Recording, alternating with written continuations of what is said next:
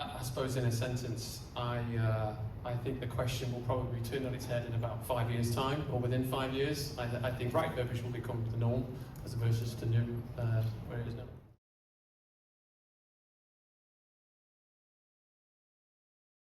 Obviously, the life cycle part of Ingram Micro is we kind of get to see a lot of different elements, both the trade-in side, the repair refurbishment, and then also the remarketing. So actually, from a perspective, it gives us a really good vantage point to actually see what's going on. I think Jordan touched on a big one in his intro around integration, because I think with trade-in being a separate journey, I think it has its limitations, and one of the big steps forwards that we've seen, you know, as partners and with what we do is the integration in a core sales journey.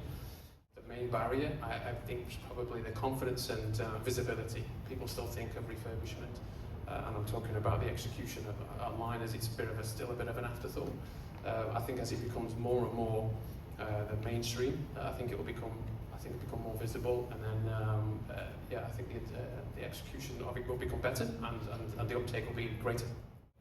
You know, there's a minimum level of quality that I think everyone in this room probably, you know, needs to uphold, because I think my thing that I see within the life cycle side of Ingram is, as the market becomes more saturated, people become more creative on how they assess a quality product. So I think there's a minimum standard on quality, but the critical part is the communication. You know, there's I dreaded to say the word standardized grading. I don't think that will ever come, but I think that is a lot of companies' USP when it comes to how they differentiate the product. So I think that's healthy from what we see.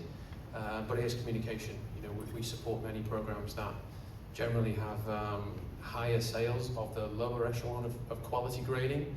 I think there's a misconception that refurbished always needs to be as good as new. I think there is a customer base for that, but I see multiple schemes where they sell more the low end, if you can call it that, quality, just because the value is there and people chase the value. And now being, you know, covering some of Europe, we notice some of the demographics across Europe absolutely is there when it comes to people what they value more. Do they value more the cost of the device or the quality? And I think that's really key. Just the communication piece is critical, I think, on that part as well.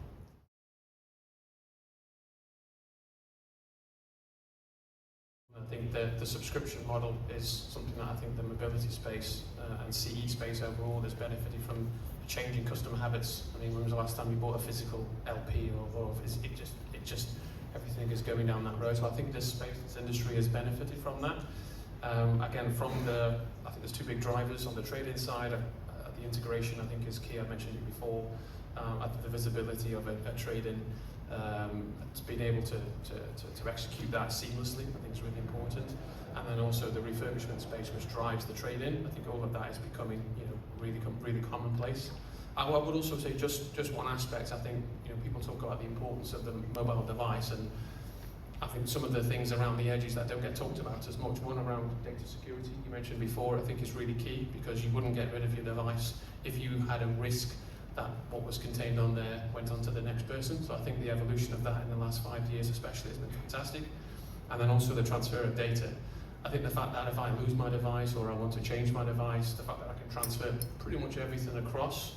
If I think about old pictures of kids and family and people who are not around anymore, that functionality to be able to do that has really almost warmed the knife when it comes to being able to execute these types of activities. Because without that, I wouldn't trade in my device. I wouldn't buy a used device. I would keep this wrapped up in a cotton wall.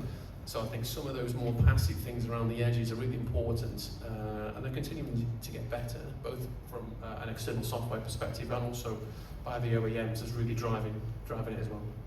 We talk a lot about refurbished and being a little bit almost apologetic towards new. I don't think we want to get rid of new, because every used device needs to be new at one point, and also working for a distributor that ships probably the most out globally. You know, we probably play a big part of those new devices going down.